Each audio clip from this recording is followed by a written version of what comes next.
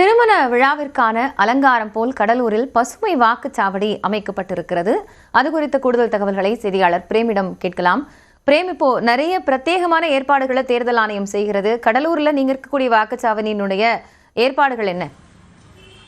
காயத்ரி, 2026 சட்டமன்ற பொது தேர்தலுக்கான வாக்குப்பதிவு என்பது நாளை காலை 7 மணிக்கு தொடங்க இருக்கிறது. இந்த நிலையில் கடலூர் மாவட்டத்தில் 9 சட்டமன்ற தொகுதிகள் உள்ளது. அங்கே சுமார் 2050 வாக்குச்சாவடிகள் தற்போது மாவட்ட நிர்வாக சார்பில் ஏற்பாடு செய்யப்பட்டிருக்கிறது. காலை தினம் வாக்குப்பதிவு இயந்திரங்கள் எல்லாம் போலீசார் பாதுகாப்போடு அந்தந்த வாக்குச்சாவடி மையங்களுக்கு கொண்டு செல்லப்பட்டு வருகின்றது. இந்த நிலையில் 100% வாக்குகளை வலியுறுத்தி மாவட்ட நிர்வாக சார்பும் தேர்தல் ஆணையம் சார்பில் பல்வேறு விழிப்புணர்வுகள் நடத்தப்பட்டது. இந்த நிலையில் தற்போது வாக்குச்சாவடிகளில் வாக்காளர்களை கவரும் வண்ணத்தில் தற்போது கடலூர் நகரப்பகுதி உட்பட மாவட்டத்தில் 27 பசுமை நிறைந்த வாக்குச்சாவடிகள் அமைக்கப்பட்டிருக்கிறது. குறிப்பாக நாம் பார்க்கக்கூடிய காட்சி என்பது திருமண விழாவிற்கு எப்படி ஒரு அலங்காரங்கள் இருக்குமோ அதுபோல் தற்போது வாக்குச்சாவடி மையம் என்பது பசுமை நிறத்தில் வாக்குச்சாவடி மையங்கள் தற்போது தேர்தல் அதிகாரிகள் தற்போது அமைத்திருக்கிறார்கள்.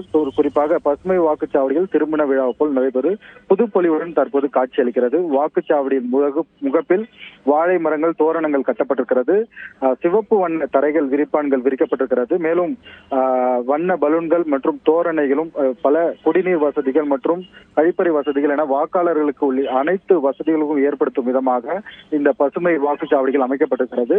மாவட்டத்தில் 27 பசுமை வாக்குச்சாவடிகள் ஏற்படுத்தப்பட்டிருக்கிறது. இதே போல் பதற்றமான வாக்குச்சாவடிகளிலும் கூடுதல் பாதுகாப்புகளும் ஏற்பாடு செய்யப்பட்டிருக்கிறது. வாக்காளர்கள் எந்தவித அச்சமும் இன்றி 100% வாக்கு அளிப்பதன் அவசியத்தை வலியுறுத்தி தற்போது வாக்குச்சாவடி மையங்கள் அமைக்கப்பட்டிருப்பதாக மாவட்ட தேர்தல் அதிகாரி தற்போது தெரிவித்திருக்கிறார்கள்.